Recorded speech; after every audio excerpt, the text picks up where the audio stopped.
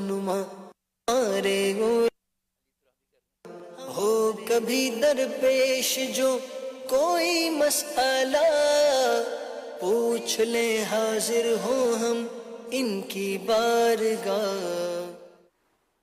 الحمد للہ رب العالمین والصلاة والسلام علی خاتم النبیین اما بعد فاعوذ باللہ من الشیطان الرجیم بسم اللہ الرحمن الرحیم الصلاة والسلام علیک یا رسول اللہ وعلی آلک و اصحابک یا حبیب اللہ الصلاة والسلام علیک یا نبی اللہ وعلی آلک و اصحابک یا نور اللہ۔ مدنی چینل کے ناظرین، پروگرام دارالافتاء اہل سنت میں آپ کو خوش آمدید کہتے ہیں۔ اللہ رب العالمین ہم سب کو دین متین دین اسلام کے احکامات سیکھ کر سمجھ کر ان پر عمل پیرا ہونے کی توفیق عطا فرمائے۔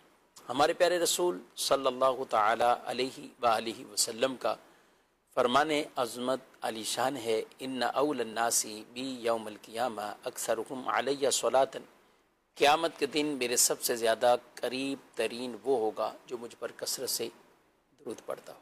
صلو علی الحبیب صلی اللہ تعالی علی محمد صلی اللہ علیہ وآلہ وسلم، صلاۃ و سلام علیک یا سیدی یا رسول اللہ۔ ناظرین کرام، اس پروگرام میں بطور خاص آپ کے سوالات شامل کیے جاتے ہیں۔ نمبر آپ اسکرین پر ملاحظہ فرما رہے ہیں، ان نمبرز پر اپنے سوالات آپ بھیج سکتے ہیں۔ ہماری کوشش ہوگی اسی پروگرام میں جو یہ سوالات موصول ہوں گے تو ان کے جوابات آپ تک پہنچائے جائیں گے۔ آج کے ہمارے اس پروگرام میں مہمان ہیں، شریک ہیں مفتی محمد حسان رضا اتاری صاحب۔ کیسے مزاج گرام؟ الحمدللہ رب العالمین علی کل حال۔ ماشاءاللہ۔ بڑھتے ہیں، ہمارے پاس کچھ ویڈیو سوالات ہیں تو ہم پہلے ناظرین کے ان سوالات کو شامل کرتے ہیں۔ میرا نام غلام مرتضیٰ ہے۔ میرا سوال ہے آپ سے کہ ٹوٹے ہوئے برتن میں کھانا کھانا کیسا ہے؟ جی، ٹوٹے ہوئے برتن عام طور پہ بعض اوقات مٹی کے بھی ہوتے ہیں یا دیگر برتنوں کو بھی ہم بات کریں تو کچھ اس کو اچھا بھی نہیں سمجھتے ہیں، تو ہونا کیا چاہیے؟ بسم اللہ الرحمن الرحیم۔ ٹوٹے ہوئے برتن میں پینے سے نبی پاک صلی اللہ علیہ وسلم نے منع فرمایا ہے۔ تو اس کی وجہ یہ ہے کہ جو ٹوٹا ہوا برتن ہوتا ہے اس میں اگر تو پانی پیا جائے یا کھانا کھایا جائے اس میں، تو پانی اگر اس جگہ سے پیا جائے جہاں سے وہ ٹوٹا ہوا ہے تو ممکن ہے کہ بندہ زخمی ہو جائے، اس کی وجہ سے اس کے ہونٹ زخمی ہو جائیں۔ اور دوسری ایک وجہ اس میں یہ ہے کہ جو جگہ ٹوٹ گئی ہو برتن میں تو اس میں میل کچیل اور جراثیم یہ جمع ہونا آسان ہوتا ہے، اور یہ ممکن ہوتا ہے کہ زیادہ وہاں پر ان جراثیم کا ذخیرہ ہو جائے۔ تو اس لیے احتیاط برتنی چاہیے کہ برتن اگر ٹوٹ گیا ہے تو اس میں کھانا نہ کھایا جائے۔ پہلے کے دور میں تو یہ ہوتا تھا، اس طرح کے روایتیں بھی موجود ہیں کہ برتنوں کو پھر تار وغیرہ کے ذریعے جوڑا جاتا تھا، مضبوط کیا جاتا تھا، اور اس دور میں ظاہر ہے کہ ان چیزوں کی قلت یہ زیادہ ہوتی تھی، اس طرح فیکٹریاں نہیں ہوتی تھی کہ جس کے اندر اتنی جو ہے وہ تعداد کے اندر یہ چیزیں بن رہی ہوں۔ تو اگر تو ممکن ہے کہ اس کو آپ بنوا سکتے ہیں، جیسے بعض برتن ہوتے ہیں ان کی بن جاتے ہیں اور ان کے اندر جو ہے وہ اچھی طریقے سے ان کی پالش وغیرہ ہو جاتی ہے، تو ٹھیک ہے وہ کروا لیں، ورنہ بہرحال ایسے برتن کو استعمال کرنے سے گریز کرنا چاہیے، اس سے بچنا چاہیے۔ بالخصوص پانی پی رہے ہیں، چائے پی رہے ہیں، جیسے ہمارے یہاں چائے پیتے ہیں تو بعض اوقات پیالہ کناروں سے ٹوٹا ہوا ہوتا ہے جس میں اندیشہ ہوتا ہے کہ بندے کا منہ زخمی ہو سکتا ہے، لیکن اگر کسی نے کھایا پیا تو گناہ گار نہیں ہوگا۔ صحیح ہے۔ اچھا، ویسے پھر کیا کریں؟ ظاہر ہے کہ اس کو پھر ضائع کریں گے، کیا کریں گے؟ ہاں ضائع، یعنی یہ اسراف نہیں کہلائے گا۔ اس کو اگر کسی نے استعمال نہیں کیا یا کسی اور مقصد کے لیے یوز کر لیا پرندوں کے لیے تو پھر ٹھیک ہے، اس میں کوئی مسئلہ نہیں۔ اگر ایسا نقصان دہ نہیں ہے تو کوئی پرندوں کے لیے یا کچھ اور۔ سوال ایک ہے کہ گھر میں اگر غیر محرم بھی رہتے ہوں تو چچا زاد بھائی ہیں، دیور ہیں، یہ کچھ اور اس طرح، تو ایک خاتون ان سے پردے کی کیسے خیال کرے؟ پردہ تو کرنا ہی ہے، اور جسم کے جن اعضاء کو چھپانے کا حکم ہے تو ان اعضاء کو تو وہ چھپائے گی بڑی سی چادر لے کے۔ باقی چہرے کا پردہ بھی اس کا حکم دیا گیا ہے کہ عورت اپنے چہرے کا پردہ کرے گی اور غیر محرم کے سامنے نہیں کھولے گی۔ لیکن بعض اوقات گھروں کے اندر اس طرح کے ماحول ہوتے ہیں کہ جوائنٹ فیملیز ہوتی ہیں اور پھر اس میں آنا جانا سب کا لگا رہتا ہے، اور ہر گھر کے اندر اس طرح کا ماحول نہیں ہوتا کہ جہاں پر ہر خاتون جو ہے وہ پردے کی اس طرح رعایت کر سکے کہ اپنے چہرے کو ہر وقت چھپا کر رکھ سکے، تو اس صورت میں حتی الامکان کوشش تو یہی کرے کہ چہرہ کسی غیر محرم کے سامنے نہ کھلے.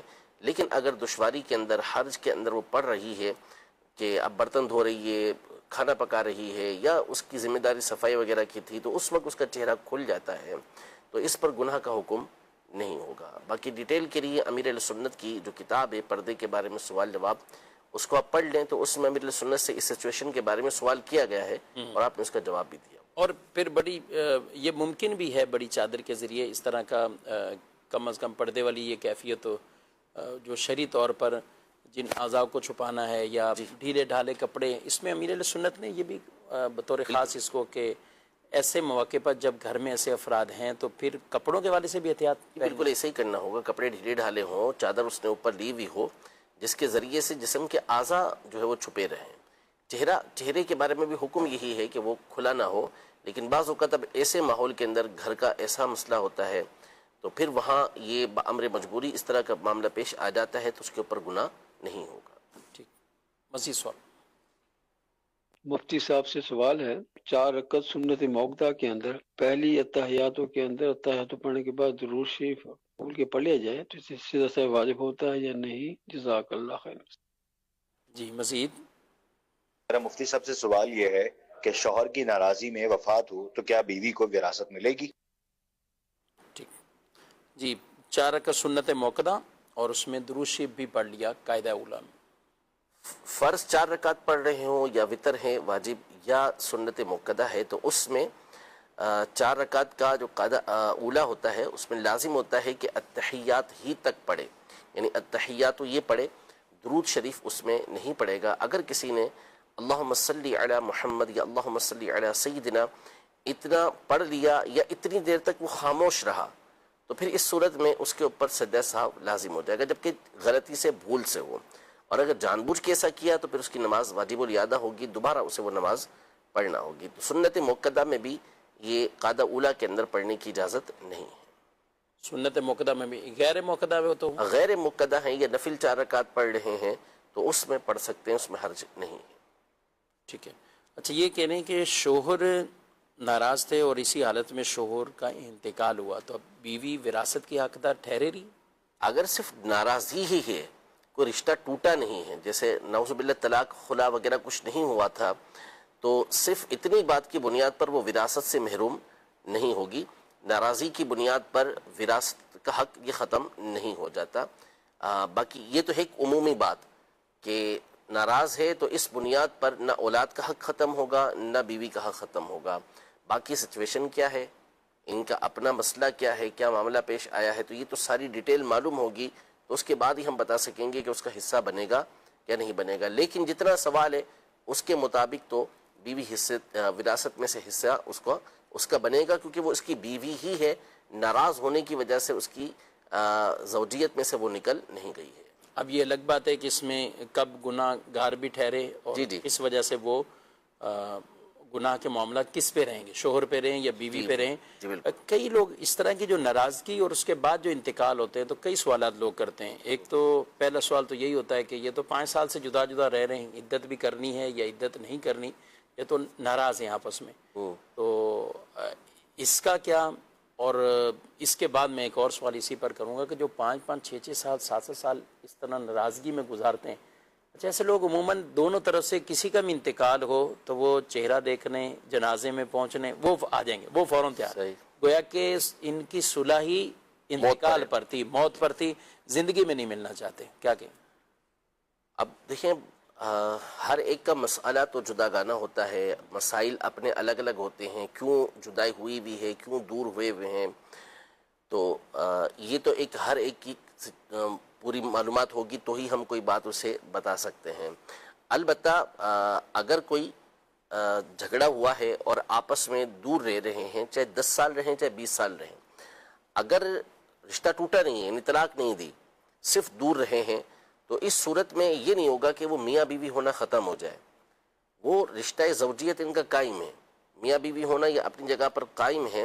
تو لہذا اگر شوہر کا انتقال ہو جاتا ہے اور 10 سال سے بیوی بھلے اس کا چہرہ بھی نہیں دیکھا شوہر کا، لیکن اس صورت میں بھی اس کے اوپر عدت لازم ہوگی، صحیح، کیونکہ قرآن نے اس کے لیے عدت مقرر کر دی ہے، یا اللہ نہ کرے 10 سال کے بعد وہ طلاق دے دیتا ہے، تو اب یہ نہیں کہ 10 سال جدا رہے تو اس کی بنیاد پر طلاق نہیں ہوگی، طلاق اس کو پھر بھی ہو، اور عدت اس کو پھر بھی ہوگی، عدت اس نے گزارنا ہوگی کیونکہ طلاق ہی ابھی ہوئی ہے. جی.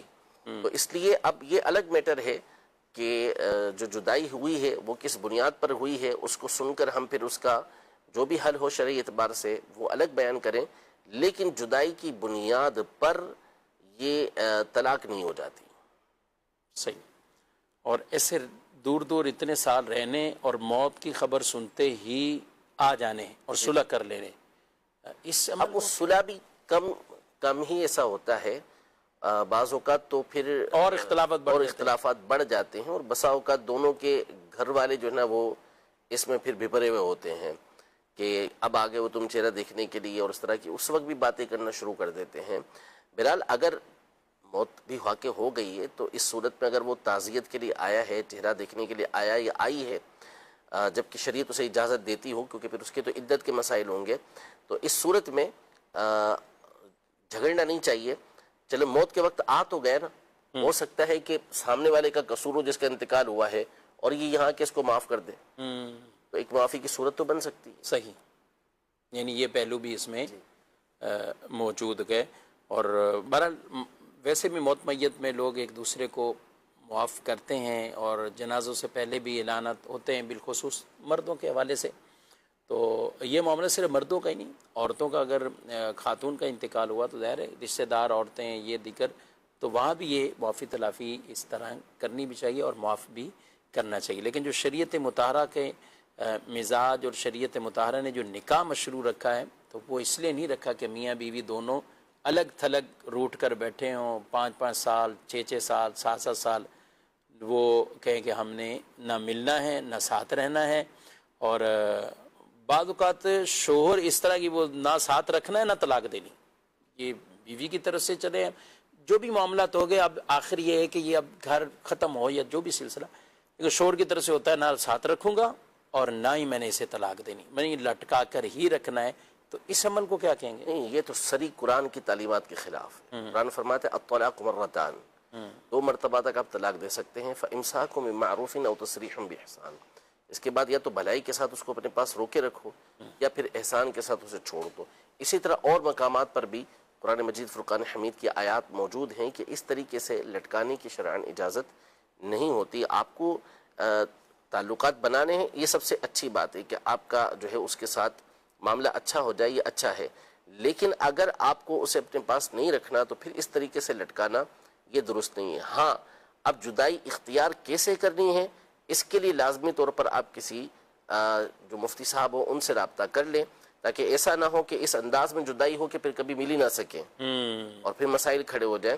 تو اس لیے اگر رشتہ ختم کرنا ہے تو اس کے لیے بھی کسی جو تجربے کار مفتی صاحب ہوں ان کے ساتھ آپ رابطہ کریں تاکہ وہ آپ کو اس کا طریقہ کار بتا سکیں. ایس ایم ایس پہ بھی سوالات ہیں، ان کو بھی شامل کرتے ہیں. ایک سوال ہے، کیا پرندوں کو صدقہ دینا جائز ہے؟ پرندوں کو دینا صدقہ یہی ہوگا کہ دانہ پانی ڈالنا ہو سکتا ہے. پرندوں کو دانہ پانی ڈالا تو بالکل صدقہ ہے یہ، اور اس پر ثواب بھی ملے گا. اور حدیث پاک میں تو یہ ارشاد فرمایا کہ ہر تر جگر کے اندر بندے کے لیے صدقہ ہے، ثواب موجود ہے، اجر موجود ہے. صدقہ نہیں، اجر موجود ہے. تو لہذا اگر پرندوں کو کھلائیں گے تو انشاءاللہ اس پر بھی بہترین ثواب اللہ پاک عطا فرمائے گا. ایک اور سوال ہے کہ ہمارے ہاں عورتیں بولتی ہیں کہ چولہے میں پانی ڈالنے سے قرضہ چڑھتا ہے، کیا یہ بات درست ہے یا ایسے ہی مشہور ہے؟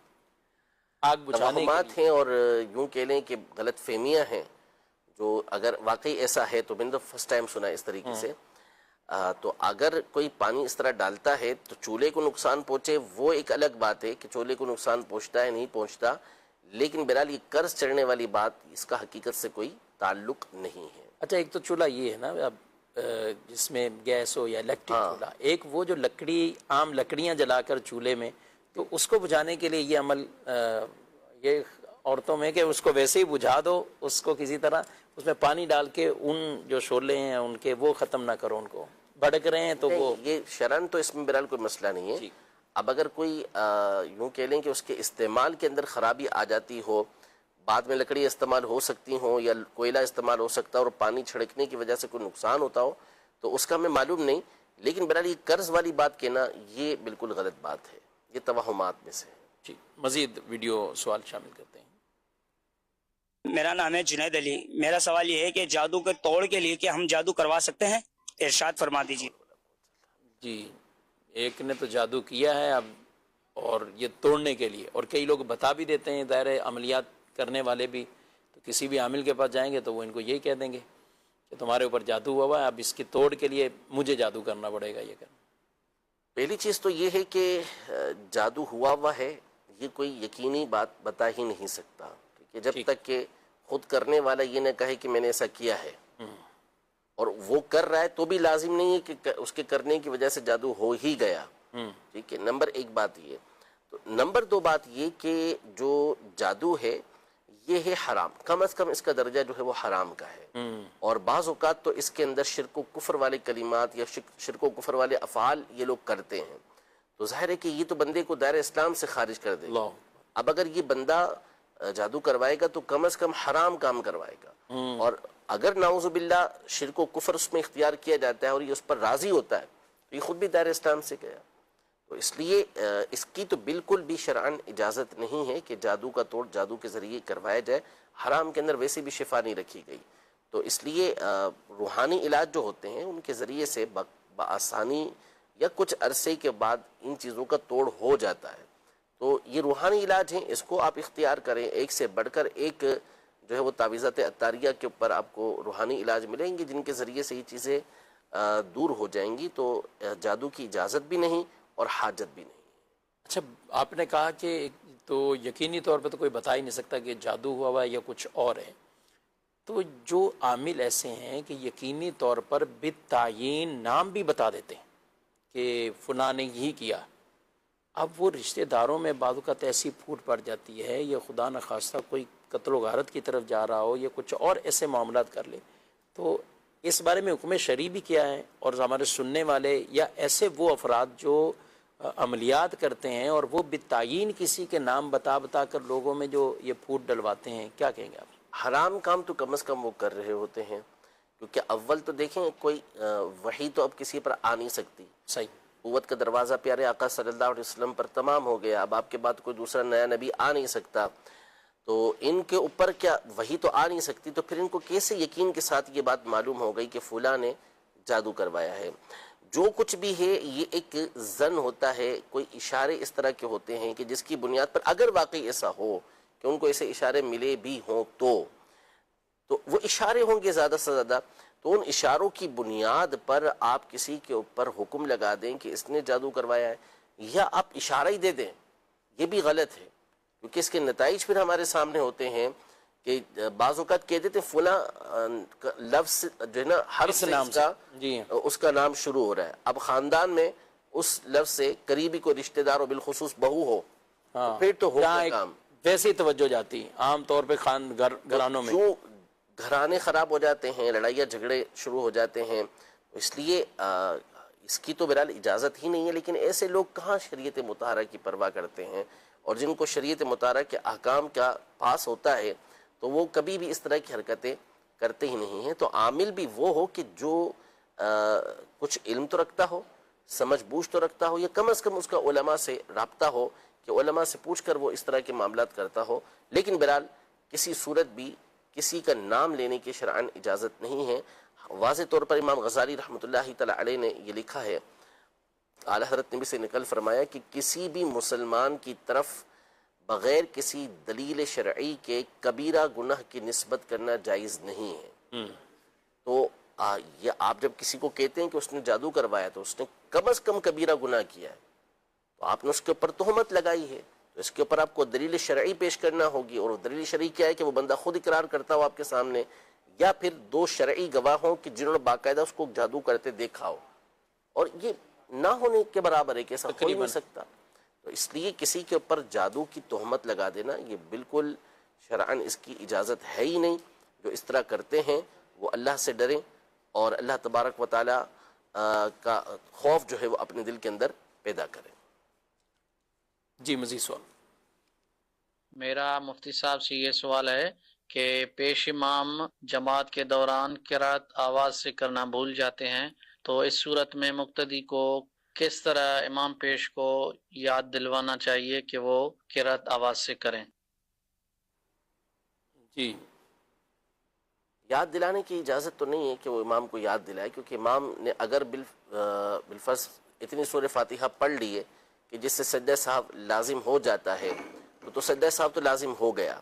ہاں وہ آدھی پڑھ چکا ہے، اکثر حصہ نہیں پڑھا اس نے. اکثر حصہ اگر پڑھ چکا ہو تو پھر تو اسے لوٹنے کی اجازت نہیں ہوتی. اکثر حصے سے کم پڑھا ہے تو ابھی سے اجازت ہوتی ہے کہ آہستہ پڑھا ہے تو دوبارہ بلند آواز سے پڑھ سکتا ہے. لیکن ظاہر ہے کہ اس کا ہمارے پاس کوئی آلہ نہیں ہے کہ امام صاحب کتنا پڑھ چکے ہیں، تو ان کے اوپر چونکہ سجدہ صاحب واجب ہو چکا ہے تو اب انہیں لقمہ دینے کی اجازت نہیں ہے. آخر میں وہ سجدہ صاحب کریں گے تو نماز آپ کی ہو جائے گی. ٹھیک ہے. یہ کہہ رہے ہیں کہ سوال ہے SMS پہ کہ کوئی مصیبت یا پریشانی مختلف جو ایسی پیش آ جاتی ہیں تو کوئی لوگ اسے عذاب سے تعبیر کرتے ہیں، کوئی اسے آزمائش سے تعبیر کرتے ہیں. تو ہم کسی کے لیے نہیں لیکن اپنے لیے تو کیسے ہمیں پتہ چلے کہ یہ آزمائش ہے یا سزا ہے؟ دیکھیے سزا بھی ایک طرح سے آزمائش تو ہوتی ہی ہے. ٹھیک. قرآن نے ہمیں یہ ارشاد فرمایا کہ وما اصابکم مصیبۃ فبما کسبت ایدیکم ویعفو عن کثیر، کہ جو کچھ تمہیں مصیبتیں پہنچتی ہیں، آزمائش پہنچتی ہیں، یہ تمہارے ہاتھوں کی کمائی ہوئی ہیں، اور بہت سارے گناہوں کو تو اللہ پاک ویسے ہی معاف فرما دیتا ہے. تو ہمیں یہ تصور، یہ خیال رکھنا چاہیے کہ جو آزمائشیں آ رہی ہیں، جو پریشانیاں آ رہی ہیں، یہ ہمارے گناہوں کا نتیجہ ہے. صحیح. اللہ سے ان کے دور کرنے کا سوال کرنا چاہیے، دعا کرنی چاہیے، اور اپنے آپ کو ملامت کرنی چاہیے کہ یہ میرے گناہوں کی بنیاد پر ایسا ہو رہا ہے.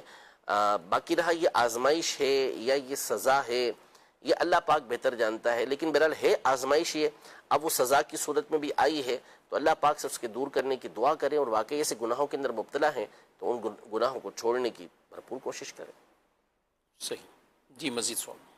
میرا مفتی صاحب کی بارگاہ میں یہ سوال ہے کہ بعض اوقات جب ہمارے گھر میں بچے ہوتے ہیں تو اب جو نومولود جو بچے ہوتے ہیں ان کے حساب کی جو چیزیں ہوتی ہیں جیسے واکر ہو گیا، کارڈ وغیرہ ہو گیا، اب وہ والے بچے جب ہمارے بڑے ہو جاتے ہیں تو پھر جو چھوٹے بچے ہوتے ہیں ان کو وہی والی چیزیں جو سابقہ بچے کی تھیں استعمال کروائی جا رہی ہوتی ہیں. تو کیا یہ ٹھیک ہے شرعی طور پر؟ جی. اس میں جو بچے کے لیے ہوتی ہیں اگر تو باپ نے بچے ہی کے لیے خریدی ہیں کہ یہ میرے بچے ہی کے لیے ہیں تو اس صورت میں تو ظاہر ہے کہ وہ بچے کی ہو گئی. اور ویسے اس نے خریدی تھی کہ جتنے بھی گھر کے اندر بچے ہوں گے وہ اس کو استعمال کرتے رہیں گے تو بعد والوں کے لیے یوز کرنے میں مسئلہ نہیں ہے. لیکن اب اپنے لیے بچے کے لیے خرید لی اس نے، اور یہ چیز ایسی ہے کہ بچہ بڑا ہو گیا، اب وہ ووکر چلا ہی نہیں رہا، یا اس طرح کی اور جو اس کی کھلونے ہیں اس سے وہ کھیل ہی نہیں سکتا، اتنے چھوٹے ہیں وہ. تو اس کا آسان حل علماء نے یہ بیان کیا کہ باپ جو اس کی واجبی قیمت بنتی ہے اسے خرید لے. صحیح. اب خود ہی خرید لے، خود خرید لے اور اسے اپنے پاس رکھ لے، اور اس کی رقم جو ہے وہ بچے کے جو ضروری کام ہو اس میں استعمال کر لے.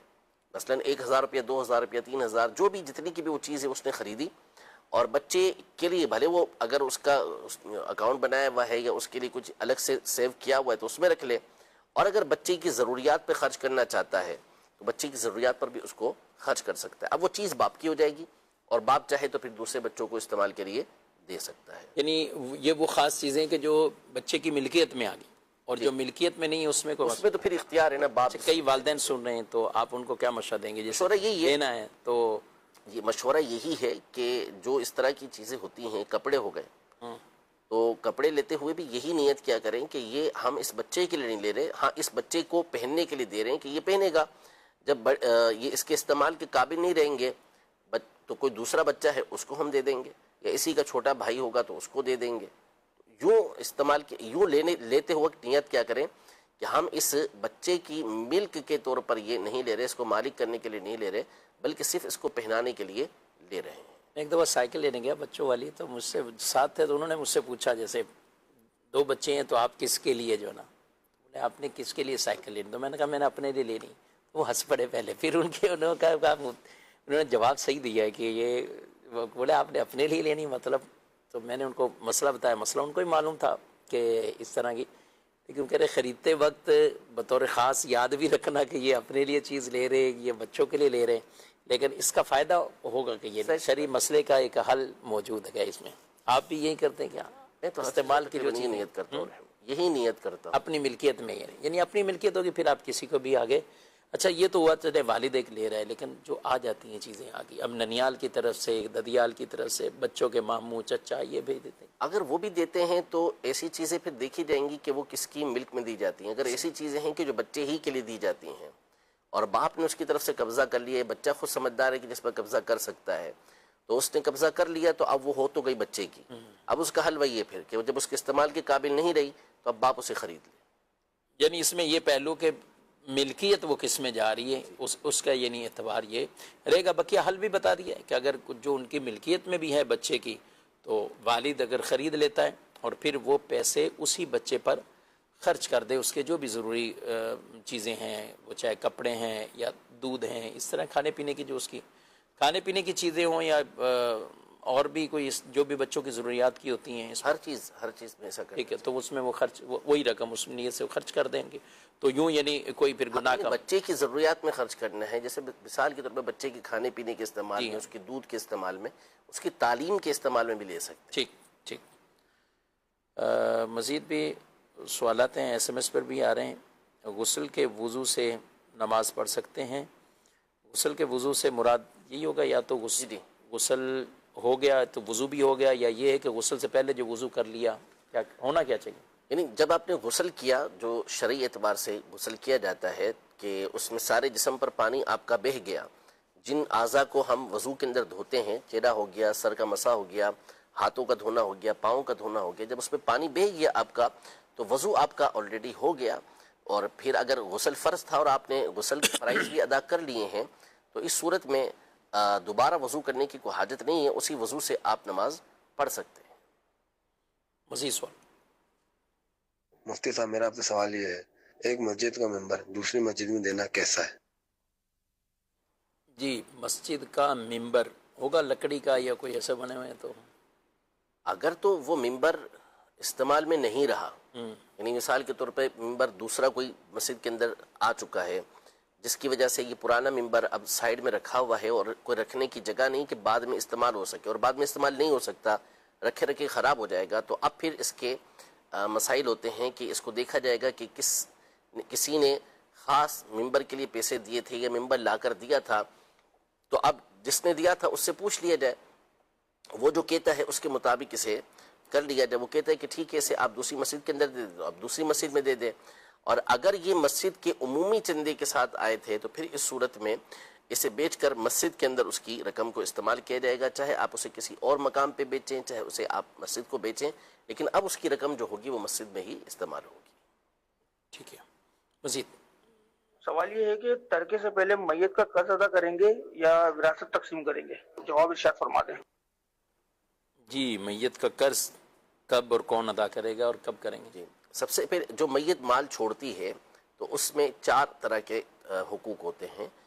تو سب سے پہلے تو تجہیز و تکفین اس کے مال سے یہ کی جاتی ہے جبکہ اس کے مال سے کرنا ہو، ورنہ بعض صورتوں میں پھر جیسے بیوی ہے تو شوہر جو ہے اس کے مال سے یہ چیزیں ہوں گی، لیکن اگر اس کے مال سے ہی یہ ہو رہا ہے تو سب سے پہلے تجہیز و تکفین کا اس کے مال سے جو ہے وہ حق متعلق ہوتا ہے.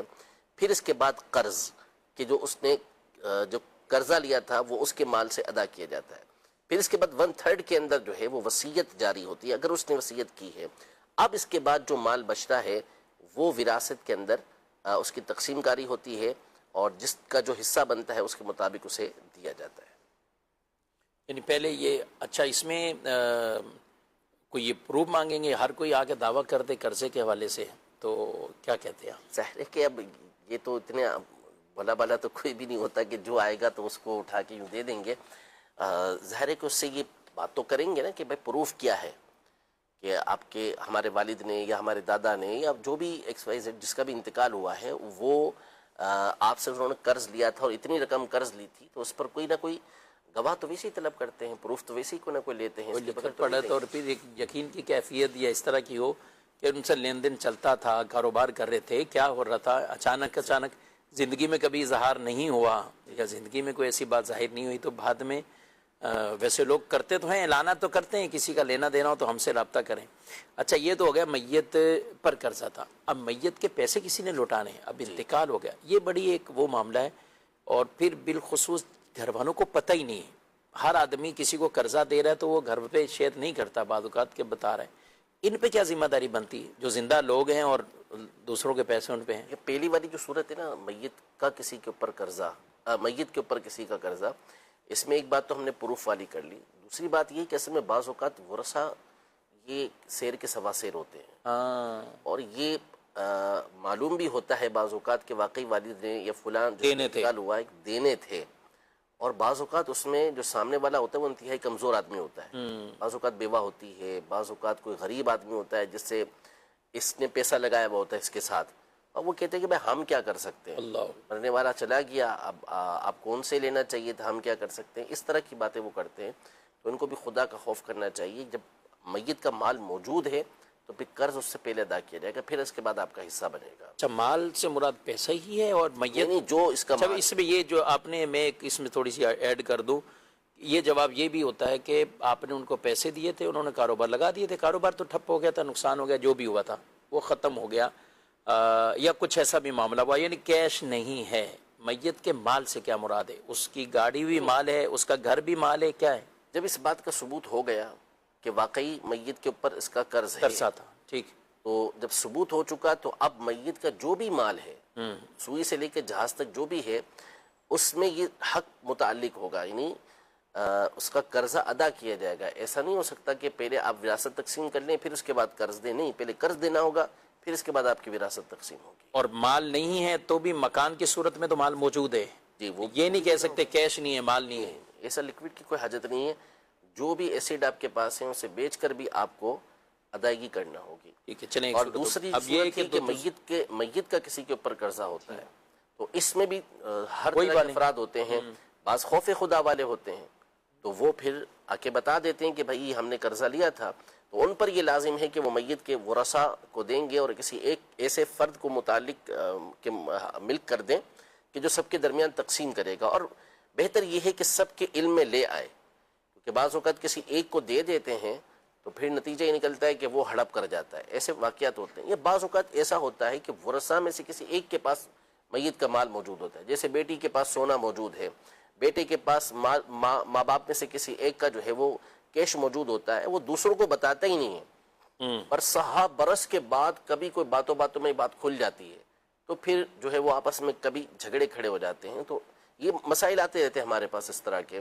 تو اس لیے میت کا جو مال ہے اس کی دیانت داری کے ساتھ فوراً تقسیم کاری یہ کر لینی چاہیے۔ تو اگر میت کا مال کسی کے پاس موجود ہے تو اسے چاہیے کہ فوری طور پر آ کے وہ ورثاء کو اس حوالے سے مطلع کرے اور ان کو وہ قرض واپس کرے۔ اچھا، بعض اوقات تو خدا کا خوف رکھنے والے افراد ہوتے ہیں، بعض اوقات ایسے لوگ ہوتے ہیں کہ ورثاء کے اندر یہ یتیم بچے ہوتے ہیں اور کمزور لوگ ہوتے ہیں، بیوہ ہوتی ہے، تو پھر ان کے پاس بسا اوقات میت کی بڑے بڑے پلاٹ کی فائلیں ہوتی ہیں، اور وہ پھر اس کے بعد اس کو جس طریقے سے غبن کرتے ہیں اور جو گھماتے ہیں، تو یہ بچوں کو پتہ ہوتا ہے، بیوہ کو پتہ ہوتا ہے کہ یہ ہے ہمارے شوہر کی، ہمارے باپ کی ہے، لیکن ان سے نکالنا یہ ایک طرح سے ناممکن سا ہو جاتا ہے، اور وہ بہت ستاتے ہیں ایسے افراد کو۔ تو اس لیے جو اس طرح کرتے ہیں، تو بالخصوص یتیم اگر اس کے اندر موجود ہے، تو قرآن مجید فرقان حمید میں یتیم کے مال کھانے والے کے بارے میں خاص طور پہ فرمایا کہ وہ اپنے پیٹ کے اندر جہنم کی آگ بھر رہے ہیں، اور یعنی آگ بھی بھر رہا ہے اور پھر آخر میں دوزخ میں وَسَيَصْلَوْنَ سَعِيرًا، جہنم کے اندر داخل ہوگا۔ بہرحال ناظرین کرام، بہت اہم موضوع ہے، اور ہمیں اس موضوع پہ جہاں بھی انتقالات، تو ظاہر ہے ہر گھر میں یہ واقعہ پیش تو آتے ہی، انتقال تو ہوتے ہی، تو ہمیں وراثت کے جو مال ہے اس میں بڑی احتیاط سے وہ رہنا ہے۔ مکتبۃ المدینہ کا ایک رسالہ ہے، بہت پیارا رسالہ ہے، قبلہ استاد محترم مفتی فضیل رضا طاری صاحب دامت برکاتہم العالیہ کا، مال وراثت میں خیانت نہ کیجیے، تو یہ رسالہ حاصل کیجیے، اس کو پڑھنا چاہیے۔ بلکہ جہاں انتقال وہ ہو تو ان گھر والوں کو تو بطور خاص اس کی یہ پوری کافی اس میں صورتیں لکھی ہوئی کیا کیا ہونا چاہیے، تو کم از کم یہ ایک شرعی طور پر جو ایک شرعی تقاضا ہے اس کا ہمیں خیال ضرور رکھنا چاہیے۔